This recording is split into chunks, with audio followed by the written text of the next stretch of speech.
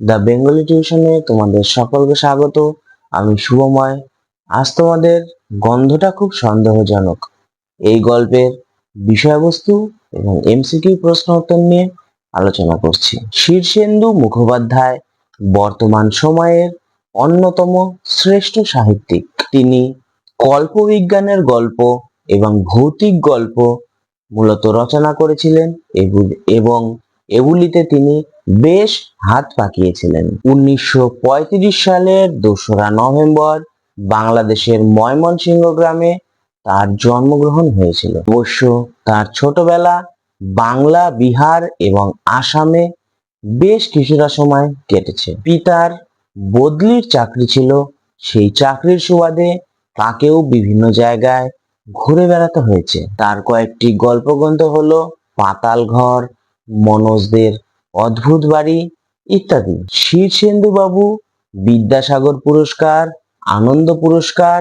Academy পুরস্কার এগুলি পুরস্কার পেয়েছিলেন। এবার আসি গন্ধটা খুব সন্দেহজনক এই গল্পের বিষয়বস্তু আলোচনায়।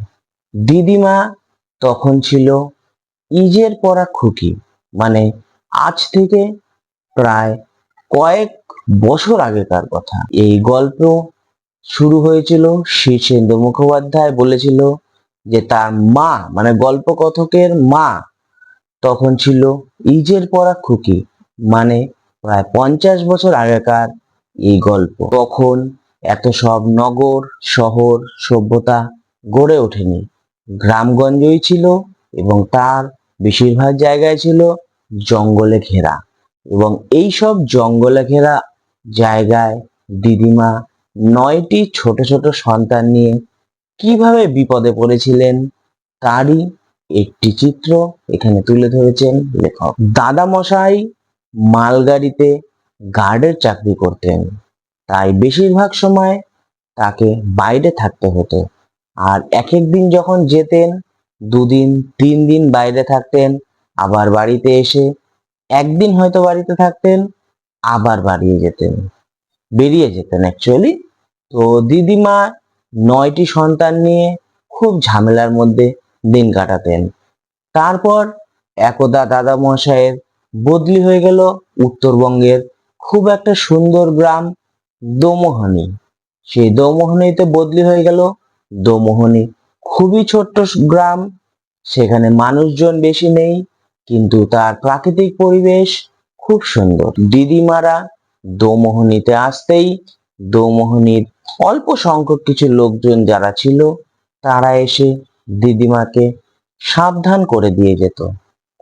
কি ব্যাপারে সাবধান করে দিয়ে যেত সেটা কেউ বলতো না, খালি বলতো এখানে একটু দেখে শুনে লোক রাখবেন, যারা রয়েছে তারা আসল লোক না নকল লোক সেটা একটু বাজিয়ে নেবেন। অথচ কেউ খুলে কিছু বলতো না, মানে বুঝিয়ে দিত না। তো এই ব্যাপারটি বা এই কথাটি শুনে দিদিমা একটু ভীত হয়ে পড়েন। দিদিমার বাড়িতে যে চাকরটি ছিল তার নাম ছিল সুখিয়া। সুখিয়ার মানে বরের দাদা, মানে ভাসুর। সুখিয়ার ভাসুর একদিন অসুস্থ হওয়ায় তার গ্রাম থেকে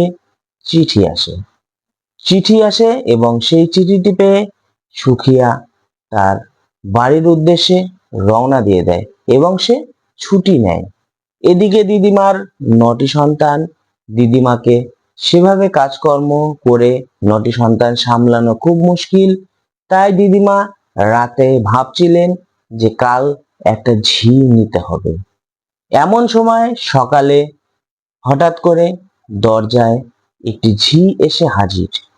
মানে তিনি তো কাউকে বলেনও নি, অথচ একটা ঝি এসে হাজির। তিনি তাকে বলেন, মানে দিদিমাকে, আপনি কি ঝি খুঁজছিলেন? যাই হোক, দিদিমা একটু অবাকই হলেন যে আমি তো কারো কাছে বলিনি, হঠাৎ করে ইনি কোথা থেকে চলে আসলো। তো যাই হোক, দিদিমার ঝিয়ের দরকার ছিল, তাই দিদিমা সেই ঝিকে রেখে দেন। সেই ঝিয়ের নাম ছিল কমলা। খুব সুন্দর কাজ করে, বেশি কথা বলে না, প্রয়োজনের যেটুকু সেটুকুই কথা বলে, এবং তাকে রেখে দিদিমার খুব সুবিধাই হয়েছে। তারপর একদিন পালিত গিন্নি আসে দিদিমার সাথে দেখা করতে।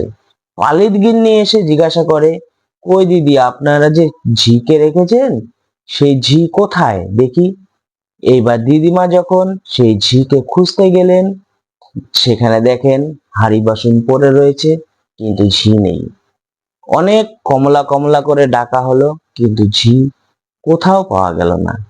তারপর পালিত গিন্নি জিজ্ঞাসা করেন, আপনি যে ঝি রেখেছিলেন সেই ঝিকে একটু বাজিয়ে নিয়েছিলেন? দিদিমা কিছুই বুঝতে পারেন না। তখন পালিত গিন্নি আবার একটু বলে যান, তার নাম কি? তখন দিদিমা বলে, কমলা। পালিত গিন্নি বলেছেন, এরপরে যদি কখনো ঝি রাখবেন, মানুষ ঝি রাখবেন, তাদেরকে রাখবেন না। যাই হোক, তখনও তিনি পালিত গিন্নি কিছু খুলে বলে না। আর কমলা নামটি তিনি চিনতে পারেন, কারণ কমলা এর আগেও পাশের বাড়িতে কাজ করেছিল।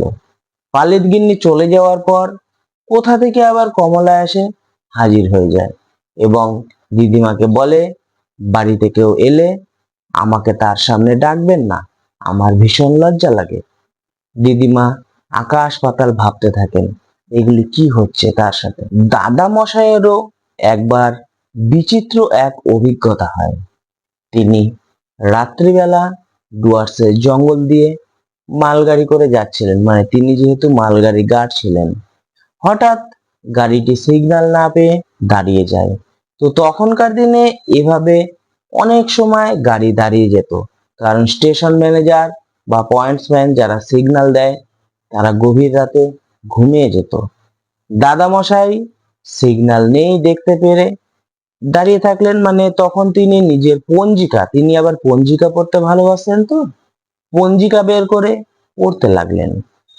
এমন সময় মনে হলো কেউ যেন সিঁড়ি দিয়ে উপরে উঠছে এবং উপরে রেলের ছাদে উঠে দরজার পাল্লা ওয়াগনগুলা খোলার চেষ্টা করছে। দাদামশাই লণ্ঠন নিয়ে সেটি দেখতে বের হলেন এবং বের হয়ে অনেক দূর এগিয়ে গেলেন, কাউকে দেখতে পেলেন না, কেউ যে উঠছিল সেটা দেখতে পেলেন না। এবং যেতে যেতে ড্রাইভারের ওখানে চলে যায়। অনেকটা বড় ট্রেন, তো হেঁটে যেতে একটু সময় লেগেছিল। গিয়ে দেখতে পান ড্রাইভার কয়লার উপরে গামছা পেতে ঘুমোচ্ছে। যাই হোক, সিগন্যাল ছিল না, তিনি আবার ফিরে আসতে লাগলেন এবং অনেকটা বলতে অনেকটাও না, সামান্য আসার পরেই ট্রেনটা হুইসেল দিয়ে ছেড়ে দিল। অথচ দাদামশাই নিচে। ট্রেনটা তাহলে কিভাবে ছাড়লো? গার্ড যদি সিগন্যাল না দেয় তাহলে ট্রেন কখনো ছাড়ে?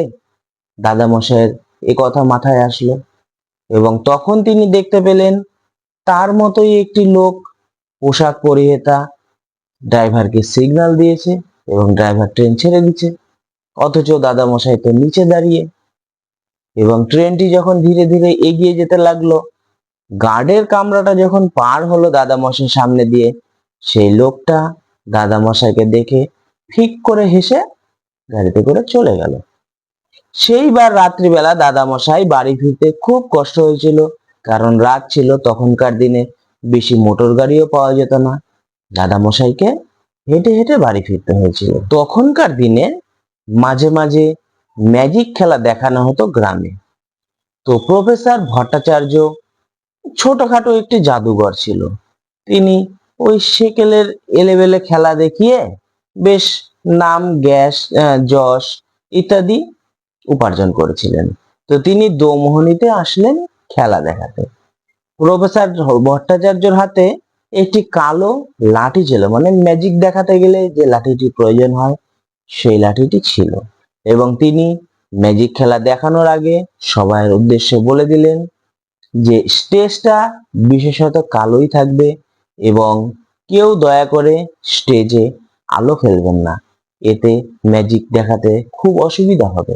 এবং আরো বললেন তিনি, যারা যারা ম্যাজিক ধরে ফেলবেন বা বুঝতে পারবেন দয়া করে চুপ থাকবেন এবং বাকিদেরকে আনন্দ উপভোগ করার সুযোগ করে দেবেন। যাই হোক, এই কথা বলার পর অনেকেই হাততালি দিল। হঠাৎ করে প্রফেসর ভট্টাচার্যের হাতের লাঠিটা আকাশে উঠে গোল গোল করে এইভাবে ঘুরে আবার তার হাতে এসে বসে গেল। এটি দেখার পর তো জনতার একদম হই হই শুরু হয়ে গেল, সবাই হাততালি দিল। কিন্তু প্রফেসর ভট্টাচার্য বুঝতে পারলেন না আদৌ কি হলো। তারপর আরেকটি ঘটনা, প্রফেসর ভট্টাচার্যর চোখে আটার লেচি দিয়ে তার উপরে রুমাল দিয়ে তিনি চোখ বন্ধ করে থাকবেন।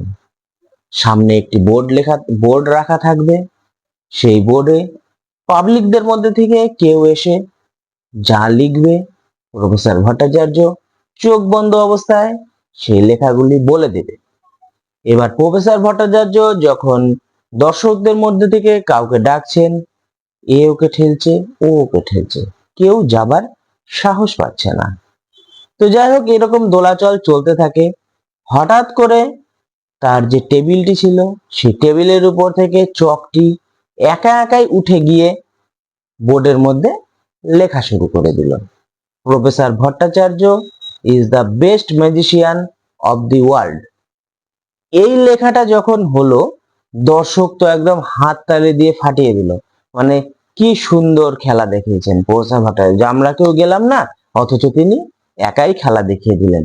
কিন্তু ওই যে প্রফেসর ভট্টাচার্য নিজেও বুঝতে পারলেন না তিনি আদৌ কি খেলা দেখালেন। তারপর আরেকটি জায়গায় তিনি গন্ডগোল, মানে অবাক হয়ে গিয়েছিলেন।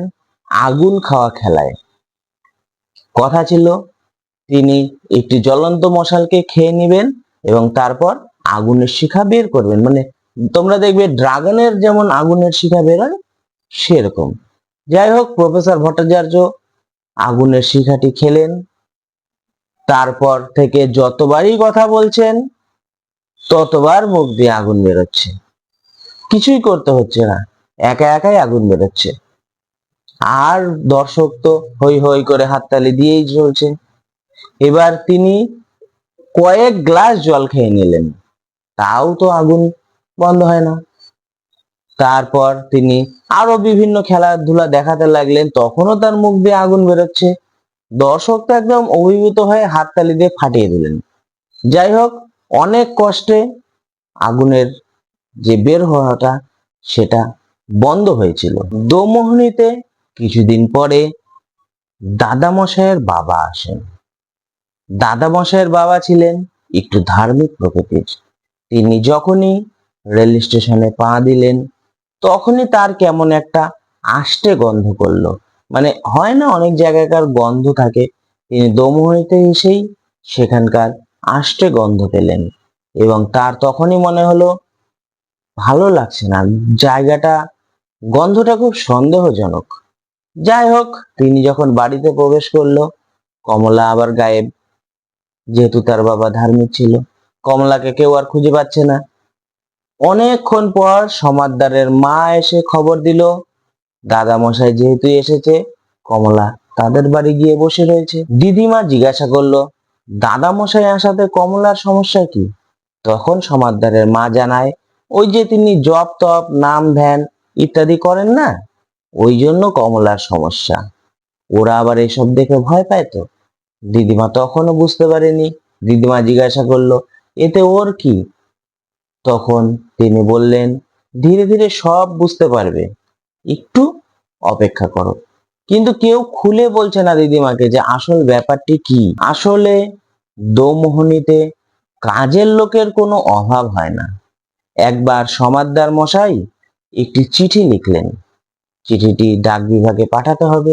চিঠিটি লিখেই এইভাবে ধরলেন, ওরে কে আছিস নিয়ে যা তো। হঠাৎ করে একটি লোক এসে চিঠিটি নিয়ে নিল। দাদামশাইয়ের বাবা সেখানে ছিলেন। তিনি জিজ্ঞাসা করলেন নতুন লোক রেখেছেন বুঝি? সমাদদার বাবু উড়িয়ে দিলেন কথাটা, না না, ওরা অনেক কাজ করে দেয় তো, ভালো লোক। এইভাবে কথাটিকে উড়িয়ে দিলেন। গৃহশিক্ষক ধর্মদাস, তিনি মিহি গলায় মেয়ের খুব ভালো অভিনয় করতে পারতেন। তো ওই দোমোহনীতে নাটক হতো মাঝে মাঝে এবং সেখানে তিনি মেয়েলি গলায় অভিনয় করতেন। সবই ঠিক ছিল। যেদিন নাটক হবে সেদিন তিনি ভীষণ অসুস্থ হয়ে পড়লেন। এবার তাহলে নাটকটা কে করবে? যথাসময়ে দেখা গেল একজন এসে ঠিক নাটকের পার্টটি করে দিয়ে চলে গেল। যাই হোক, আমি এটাই বলতে চাইছিলাম যে ওরা বিভিন্ন কাজে অংশগ্রহণ করে। মানে মনে করো আরেকটি ঘটনা বলছি, তার মা এবং দিদিমারা, মানে কথকের মা দিদিমারা লুডো খেলতে বসছে। 4 জন লাগে, মনে করো 3 জন আছে। খেলতে খেলতে হঠাৎ করে যে বলল, কে খেলবি, চলে আয়। হঠাৎ করে কোথাও কেউ নেই, একটি মেয়ে এসে বসে পড়লো তাদের সাথে খেলতে। এই ধরনের অভিজ্ঞতাগুলা। তারপর মনে করো তার বড় মামা ভূতকে খুব ভয় পায়। এবার সে টিউশন পড়তে বসেছে। সন্ধ্যাবেলা বাড়িতে কেউ ছিল না, আরো 2-1 জন ছিল, মানে নিয়ে যাওয়ার মতো কেউ ছিল না। এবার তো মাস্টারমশাইকে বলতে পারবেন না, মাস্টারমশাই চলেন আমি টয়লেট করব, আপনি একটু দাঁড়াবেন। এবার ভূতকে ভয় পায়, সে যাবে কিভাবে? যাই হোক, টিউশন থেকে উঠে তিনি ফাঁকা জায়গায় বললেন, কে আছিস আমার সাথে একটু দাঁড়াতো। একটি ছেলে এসে মেয়ে তার সাথে দাঁড়ালো। তিনি টয়লেট করলেন এবং চলে আসলেন। তখন সেই ছেলেটি আবার তাকে জিজ্ঞাসা করলো, কেন আমাকে ডেকেছিলে? তখন বললো, আমি খুব ভূতকে ভয় পাই তো, ওই জন্য আমি তোমাকে ডেকেছিলাম। ছেলেটি হাসলো এবং কোথায় চলে গেল। যাই হোক, এই ধরনের অনেক ঘটনাও ঘটে। আরেকটি ইন্টারেস্টিং ঘটনা বলি। একবার চা বাগানের সাথে দোমোহনের খেলা ছিল। তো ওরা বিভিন্ন ট্রাইবাল ছেলেপেলে নিয়ে খেলছিল এবং এরা তো অতটা খেলা পারে না, এরা একটু দুর্বলই ছিল। ওরা বেশ কয়েকটি গোল দিয়ে দিছে, কিন্তু হঠাৎ করে খেলার মোড় ঘুরে যায়। খেলার মোড় ঘুরে যায় কিভাবে? এই দোমোহনীর দল গোল শোধ করে দেয় এবং পরপর তারা গোল দিতে থাকে। রেফারি লক্ষ্য করে এরা তো 11 জন খেলছে না, এরা তো অনেকজন খেলছে, 11 থেকে প্রচুর বেশি। তখন তিনি খেলা থামিয়ে দেন, প্রত্যেককে লাইন করে দাঁড় করিয়ে দেন, কিন্তু গুনে দেখেন সে 11 জনই। আবার যখন খেলা শুরু হচ্ছে, ঘাসের থেকে, পাতার থেকে, বিভিন্ন জায়গা থেকে লোকজন বেরিয়ে গোল দেওয়া শুরু করছে। এইবার তিনি ঠিক নির্দিষ্টভাবে লক্ষ্য করলেন কে গোল দিয়েছিল। আবার লাইন করে দাঁড় করালেন, সেই ছেলের মুখটি আর দেখা গেল না। তখন সেই খেলাটি ভেস্তে গেল। তো এইভাবে অনেক ধরনের ইনসিডেন্ট হয় সেই দোমোহনীতে। যারা জানে তারা কিচ্ছু মনে করে না, আর যারা জানে না তারা অবাক হয়ে যায়। দাদা মশাইয়ের বাবা এসব কিচ্ছু বুঝতে পারেন না। তিনি সমাদদারকে বলেন, ব্যাপারটি কি হলো, খেলাতে এই ধরনের একটি গন্ডগোল সৃষ্টি হলো কেন? সমাদদার বাবু বললেন, ব্যাটারা একটু বেশি বাড়াবাড়ি করে ফেলেছে। আরেকটি ঘটনা ঘটেছিল দাদামশাইয়ের বাবার সাথে। তিনি ঘুমিয়েছিলেন, অর্ধেক রাত্রে তার একটু তামাক খাওয়ার ইচ্ছা হয়েছে। তিনি মনে মনে ভাবছিলেন একটু তামাক খেলে ভালো হতো। হুট করে কে তামাক সাজিয়ে নিয়ে এসে তার কাছে হাজির। বাবু, আপনি তামাক খুঁজছিলেন? তো হঠাৎ করে লোকটা ভয় পাবে না হাসবে না কাঁদবে, এটা কি মনে হয় তোমাদের? তো এই ধরনের ইনসিডেন্ট গুলো হতে থাকে। তারপর দাদামশাইয়ের বাবা তার বৌমাকে বলল, বৌমা, জায়গাটা আমার মোটেই ভালো ঠেকছে না, কেমন যেন একটি আষ্টে আষ্টে গন্ধ, কোথা থেকে হুটহাট করে লোকগুলো চলে আসে, আবার হুটহাট করে মিলিয়ে যায়, এটা কেমন ব্যাপার? আরেকটি ঘটনা দেখা যায় পরিশেষে, মানে এটাই লাস্ট ঘটনা। দাদামশাইয়ের বাবা একদিন বাজার থেকে শিঙ্গি মাছ নিয়ে ফিরছিলেন। খোলের মধ্যে ছিল শিঙ্গি মাছগুলো। হঠাৎ করে একটি শিঙ্গি মাছ লাফিয়ে মাটিতে পড়ে যায়। দাদামশাইয়ের বাবা ভয়ে সেটি ধরতে পারছিলেন না। হঠাৎ করে একটি লোক এসে সহৃদয় ভাবেই শিঙ্গি মাছটি তার হাঁড়িতে তুলে দেয়। এদিকে তো দাদামশাইয়ের বাবার একটু রাগ তো আছেই এই দৌমনি সম্পর্কে। তিনি লোকটিকে দাঁড়াতে বলেন এবং তার গায়ে স্পর্শ করে তিনি বলেন, আহ, গন্ধটা আমার ভালো লাগছে না, গন্ধটা ভীষণ সন্দেহজনক। এই কথাটিতে লোকটিও দাদামশাইয়ের বাবাকে ছুঁয়ে দেখেন এবং বলেন, আপনাকেও তো ভালো লাগছে না, আপনারও গা দিয়ে কেমন একটি গন্ধ করছে, গন্ধটা তো আপনারও।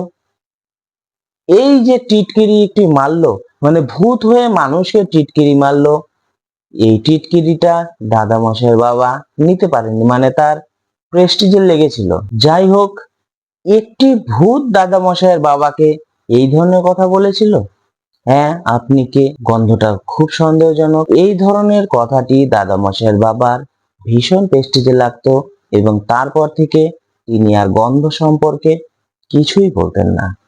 এটি হলো গন্ধটা খুব সন্দেহজনক গল্পের বিষয়বস্তু আলোচনা। এবার তোমাদের এসিকিউ প্রশ্ন উত্তর নিয়ে আলোচনা করব। ছোট আর নির্জন হলেও বেশ আমোদে জায়গা ছিল। কোন স্থানের কথা বলা হয়েছে? উত্তর: বিশিষ্ট কথাসাহিত্যিক শীর্ষেন্দু মুখোপাধ্যায়ের গন্ধটা খুব সন্দেহজনক গল্পের এই উদ্ধৃতিতে উত্তরবঙ্গের দৌমোহনী বলে একটি স্থানের কথা বলা হয়েছে। স্থানটিকে কথক আমুদে বলেছেন কেন? উত্তর: স্থানটির পরিবেশ বর্ণনায় গল্পকার বলেছেন, দোমোহনী জায়গাটি ভারী সুন্দর আর নির্জন।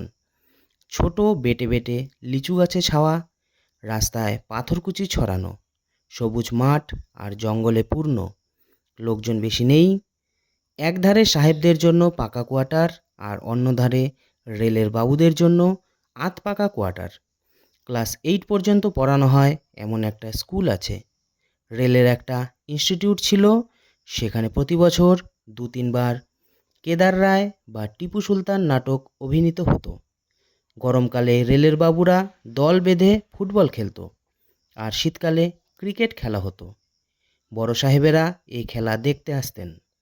মাঝে মাঝে সবাই দল বেঁধে তিস্তা নদীর ধারে কিংবা জয়ন্তিয়া পাহাড়ে চড়ুইভাতি করতে যেত। আর এই সব কিছু নিয়েই দোমোহনী বেশ আমোদে স্থান ছিল। কাজের লোক নিয়ে দিদিমার সঙ্গে কি ঘটেছিল? উত্তর: কাজের লোক নিয়ে প্রথমেই তো এক ভয়াবহ কাণ্ড। পুরনো ঝি দেশের চিঠি পেয়ে 1 মাস ছুটি নিল। দিদিমা নতুন ঝি খুঁজছেন। হঠাৎ পরদিন সকালে আধবয়সী কেউ এসে বলল, ঝি রাখবেন কি না? দিদিমা ইতস্তত করে রাখলেন। দিব্যি কাজকর্ম করে, খায় দায়, বাচ্চাদের গল্প বলে ভুলিয়ে রাখে। 2 দিন পরে পালিত গিন্নি এসে নতুন ঝির ব্যাপারে জানতে চাইলে দিদিমা ডাকতে গিয়ে দেখে কলতলা ফাঁকা। এঁটো বাসন ফেলে ঝি উধাও। অনেক ডাকাডাকিতেও তাকে পাওয়া গেল না। পালিত গিন্নি মুচকি হেসে বলে গেলেন, ওদের এমনই ধারা। খানিক বাদে পালিত গিন্নি চলে গেলে ঝি কমলাও ফিরে এলো। দিদিমাকে সে বলল, লোকজন এসে তাকে যেন সামনে না ডাকা হয়, তার লজ্জা করে। এদিকে পালিত গিন্নি বলছে, কোনটা মানুষ আর কোনটা মানুষ নয় তা চেনা ভারী মুশকিল। এবার দেখে শুনে যেন মানুষ ঝি রাখেন। এভাবেই কাজের লোক নিয়ে দিদিমার মনে বড় খটকা লাগে। দাদামশাইয়ের অভিজ্ঞতাটি বর্ণনা করো। উত্তর: অভিজ্ঞতাটি এই রকম। সেদিন নিস্তব্ধ রাত। ডুয়ার্সের জঙ্গলের মধ্য দিয়ে মাল ট্রেন ছুটে চলেছে। কথকের দাদামশাই ব্রেক ভ্যানে বসে ঝিমোচ্ছেন। গাড়িটা হঠাৎ দাঁড়িয়ে গেল। মালগাড়ি অবশ্য যেখানে সেখানে দাঁড়ায়। স্টেশনের পয়েন্টসম্যান আর অ্যাসিস্ট্যান্ট স্টেশন মাস্টাররা অনেক সময় রাত বিরেতে ঘুমিয়ে পড়ে, সিগন্যাল দিতে ভুলে যায়। সেই সময় হামেশাই এমন হতো। দাদামশাই অগত্যা পঞ্জিকা বের করে পড়তে লাগলেন। গাড়ি দাঁড়িয়ে আছে তো আছেই, নড়বার নাম করছে না। হঠাৎ শুনতে পেলেন ব্রেক ভ্যানে পেছনে সিঁড়ি বেয়ে কে যেন গাড়ির ছাদে উঠছে। মুখ বের করে কাউকে দেখতে পেলেন না। আবার শুনলেন একটু দূরে কে যেন ওয়াগনের পাল্লা খোলার চেষ্টা করছে। দাদামশাই দুশ্চিন্তা করতে লাগলেন। এমন হয়েছে ডাকাতরা শাঁট করে সিগন্যাল বিগড়ে দিয়ে গাড়ি থামিয়ে মালপত্র চুরি করে। ব্যাপারটা দেখার জন্য তিনি হাতবাতিটা নিয়ে নেমে পড়লেন। লম্বা ট্রেন, তার ইঞ্জিনও ডগায়। হাঁটতে হাঁটতে এসে দেখেন লাল সিগন্যাল সবুজ হয়ে জ্বলছে, কিন্তু ড্রাইভার আর ফায়ারম্যান কয়লার ঢিপির ওপর গামছা পেতে শুয়ে অঘরে ঘুমাচ্ছে। অনেকক্ষণ এক নাগারে ডিউটি করায় ফাঁক মতো একটু ঘুমিয়ে নিচ্ছে আর কি। দাদামশাই ঠেলাঠেলি করে ডেকে তুললেন, তারপর আবার ব্রেক ভ্যানের দিকে আসতে লাগলেন। মাঝামাঝি পর্যন্ত এসেছেন। হঠাৎ শোনেন ইঞ্জিন হুইল দিল, গাড়িও ক্যাচ ক্যাচ করে চলতে শুরু করলো। তিনি তো অবাক, অথচ এমন হওয়ার কথা নয়।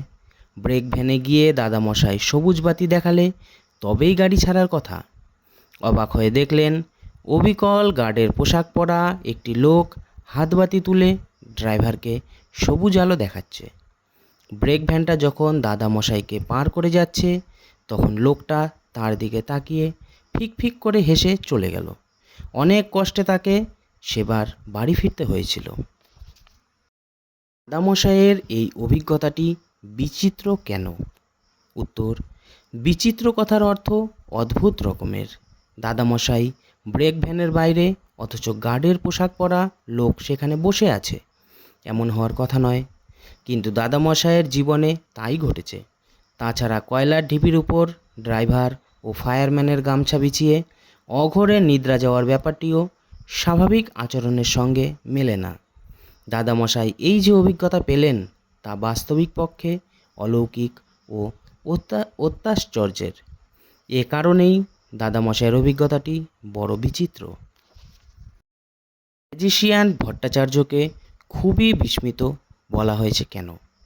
উত্তর, দর্শকরা কিছু বুঝতে না পারলেও প্রফেসর ভট্টাচার্য উপলব্ধি করলেন খেলা অন্য কেউ দেখিয়েছে। তিনি এত বড় ম্যাজিশিয়ান নন যে অনর্গল মুখ থেকে আগুন বের করতে সমর্থ হবেন। তাছাড়া শুরুতে যে তিনি বলেছিলেন ম্যাজিক হাতের কৌশল মাত্র, কোনো মন্ত্রতন্ত্র নয়, কিন্তু খেলাটি শেষ পর্যন্ত তা রইল না, তা অতিলৌকিক ও ব্যাখ্যাহীন হয়ে উঠল। আর এ ব্যাপারে সবাই প্রফেসর ভট্টাচার্যকে কৃতিত্ব দিল বলেই তিনি খুবই বিস্মিত হয়েছিলেন বলা হয়েছে।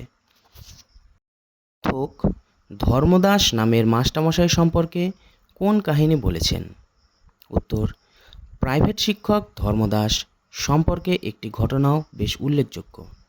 বেটেখাটো ও ফর্সা এই ভদ্রলোক পড়ানোর পাশাপাশি থিয়েটারে মেয়ে সেজে মিহি গলায় পাঠ করতেন। ছেলে না মেয়ে বোঝাই যেত না। সেবার গিরিশ ঘোষের সিরাজদৌল্লা নাটক হবে। মাস্টার ধর্মদাস লুৎফার চরিত্রে অভিনয় করবে, কিন্তু নাটকের দিনই তার ম্যালেরিয়া। লেপ চাপা অবস্থায় কাতরাচ্ছেন, নাটক শিখে ওঠায় জোগাড়, কিন্তু যথাসময়ে লুৎফা হাজির। মনে হলো একেবারে ধর্মদাস মাস্টারমশাই গোঁফ কামিয়ে আগাগোড়া নিখুঁত অভিনয় করে গেল। কেউ কিছুই টের পেল না, কেবল ভিতরকার কয়েকজনই জানত ধর্মদাস মাস্টারমশাই সেদিন মোটেই স্টেজে নামেননি। দাদামশাইয়ের বাবার স্বভাবটি উল্লেখ করো। উত্তর, দাদামশাইয়ের বাবার স্বভাব হলো তিনি ভীষণ সন্দেহবাতিক। সব কিছুর মধ্যে সন্দেহজনক গন্ধ খুঁজে পান। ঠাকুর দেবতার নাম ধরে ডাকাডাকি করেন। ধার্মিক এই পণ্ডিত মানুষটি জপ তপ নিয়ে ব্যস্ত থাকেন, আর এ কারণেই দোমোহনীর তেনাদের কাজ করতে অসুবিধা। সবার গা শুকে বলে বেড়াতেন গন্ধটা খুব সন্দেহজনক। আকাশ পাতাল ভাবা বলতে কি বোঝানো হয়েছে? কার সম্পর্কে দিদিমা আকাশ পাতাল ভাবলেন? উত্তর, শীর্ষেন্দু মুখোপাধ্যায় রচিত গন্ধটা খুব সন্দেহজনক গল্পে লেখকের দিদিমা আকাশ পাতাল ভাবতে থাকেন। এখানে আকাশ পাতাল ভাবা অর্থে কত কি ভাবা, যে ভাবনার মাথা মুন্ডু নেই, সেই ভাবনার কোনো শেষ নেই। বাড়ির কাজের লোক কমলা সম্পর্কে আকাশ পাতাল ভাবলেন। পালিত গিন্নি বাড়িতে এসে নতুন কাজের লোককে দেখতে চান, কিন্তু সে তখন সেখানে ছিল না। পালিত গিন্নি জানালেন যে ওই কমলা হালদার বাড়িতে কাজ করেছিল, সেখানেও একই রকম। কোনটা মানুষ আর কোনটা মানুষ নয় তা দেখে কানে শুনে তবেই কাজের লোক হিসাবে কাউকে রাখা উচিত।